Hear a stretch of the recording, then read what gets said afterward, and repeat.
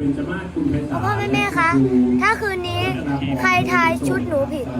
ทำเนียมนะคะ แต่ถ้าทายถูกก็ทำเนียมเหมือนเดิมค่ะ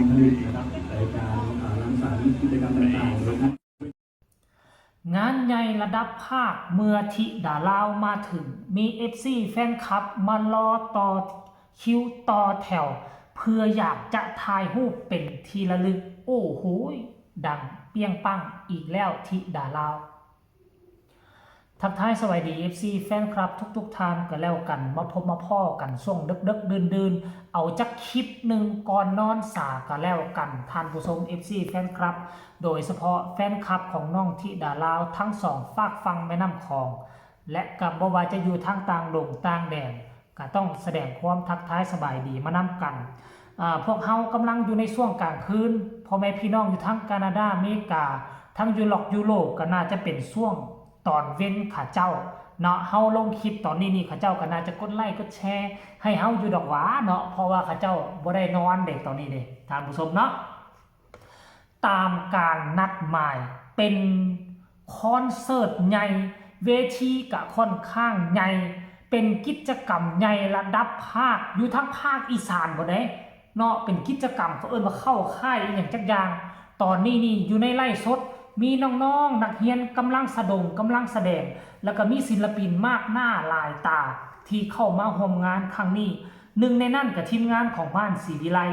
เนาะน้องธิดาลาวเป็นผู้นำทัพตามมาด้วยแม่เจี๊ยบเห็นปัดวันไอเนาะแล้วก็ไอเคก็มาแต่ว่าบ่เห็นปรารถนา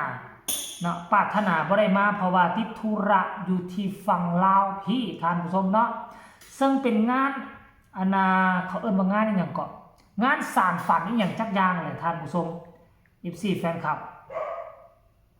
คือตอนนี้น้องธิดาลาวแต่งโตสำเร็จเสร็จสิ้นแล้วล่ะคือเตรียมจะขึ้นเวทีเนาะเตรียมจะขึ้นเวทีอยู่รอท่าจังหวะรอท่าโอกาสที่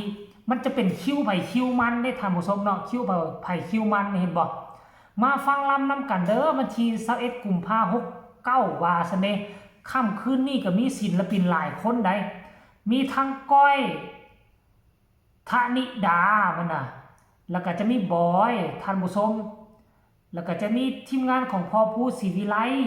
คอนเสิร์ตลำซิ่งครบมันอย่างลำซิ่งคนรุ่นใหม่ว่าซั่นเด้สำนัก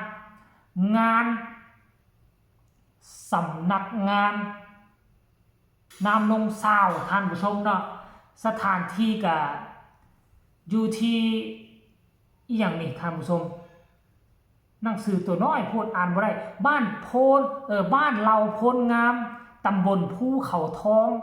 อำเภอหนองพอกจังหวัด101อยู่ที่101ท่านผู้ชมตอนนี้กำลังมวนกำลังมันประสานเสียงกันอยู่โอ้ยแต่ว่ายังบ่ทันฮอดช่วงน้องธิดาลาวเถอะดอกท่านผู้ชมยังบ่ทันฮอดช่วงน้องธิดาลาวแต่ว่ามันเกิดเรื่องราวมหัศจรรย์คือตอนน้องธิดาลาวไปฮอดไปถึงน่ะเห็นพ่อผู้ศรีวิไลเนาะลงภาพเดียวเนาะลงรูปภาพเดียวพร้อมเขียนว่าแบบนี้นะนี่พร้อมเขียนว่า FC ว่าซั่นเด้ FC น้อยว่าซั่นมารอถ่ายรูปกับธิดาลาวเพราะว่างานครั้งนี้มันจะเป็นการสานฝันให้ครั้งคนภาคอีสานน่ะมันจะเป็นบรรดาโรงเรียนรวมโรงเรียนหลายๆโรงเรียนมาก็จะมีน้องๆตั้งแต่เห็นแสดงอยู่บนเวทีเมื่อกี้น่ะน้องๆอายุ3-5 ขวบแล้วก็จะมีประมาณ7-8 ขวบแล้วก็จะมีคนรุ่นราวคราวเดียวกันกับธิดาลาวก็เช่นเดียวกันมายืนรอท่าอยู่ก้องตารางเนาะบ้านเฮาเอิ้นว่าก้องตารางเวทีหรือว่าใต้เวทีนั่นเองป๊าดโท FC แฟนคลับ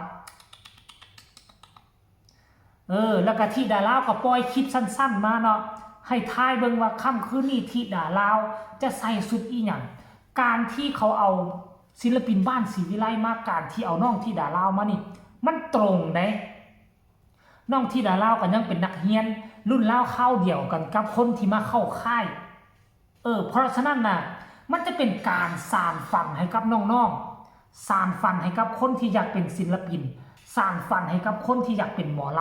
ำมาเห็นโตที่ดาลาวแล้วที่ดาลาวก็อายุ10 ขวบ11 ขวบ11 ปีแต่ก็ยังมีความสามารถขึ้นเวทีห้องลำทำเพลงได้เพราะฉะนั้นน้องๆผู้ที่มาอยู่หันค่อยเชื่อว่ามันต้องมีแหละจัก10 20 คนที่มีความฝันอยากเป็นนักร้องอยากเป็นหมอลำการที่เอาน้องที่ดาลาวมาขึ้นเวทีมันอาจจะกลายเป็นแห้งบันดาลใจให้ผู้ที่อยากเป็นแล้วกับความฝันอันลิบลีมาเห็นน้องที่ดาลาวแล้วก็อาจจะมีไฟขึ้นมาอาจจะมีกำลังแห้งใจขึ้นมาขึ้นตื่มอันนี้คือจุดสำคัญท่านผู้ชมเนาะตอนนี้ยังไม่เห็นน้องที่ดาลาวขึ้นเวทีเถื่อนะยังไม่เห็นที่ดาลาวขึ้นเวทีเถื่อเดี๋ยวไปฟังคำคิดคำเห็นหลังจากที่เห็น FC แฟนคลับมารอถ่ายรูปกับที่ดาลาวพอแม่ทั้งฟังไทยฟังลาวเพิ่นจะมีคำคิดคำเห็นขึ้นเอาใดเดี๋ยวค่อยสิไปอ่านสู่ฟังกันแล้วกันเด้อคอมเมนต์นี้เพิ่นบอกว่า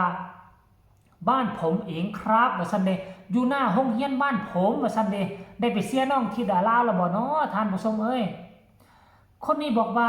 เย็นนี้มีไลฟ์สดไหมครับมีแน่นอนเขากำลังไล่อยู่เวทีใหญ่มากว่าซั่นเด้ FC เยอะเลยครับว่าซั่นเยี่ยมเลยเยี่ยมยอดเวทีใหญ่มากว่าซั่นเด้สุดยอดครับเอาไปล้านไลค์เลยว่าซั่นคนนี้บอกว่ายอดเยี่ยมเลยครับว่าซั่นโอ้โหท่านผู้ชมเนาะผู้ต่อมาก็บอกว่า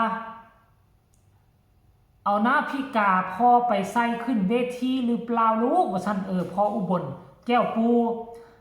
น้ำเงินลิงน้อยมือนี่ต้องใส่ชุดน้ำเงินว่าซั่นในสีน้ำเงินแน่นอนลิงน้อยว่าซั่นร้อยว่าซั่นเด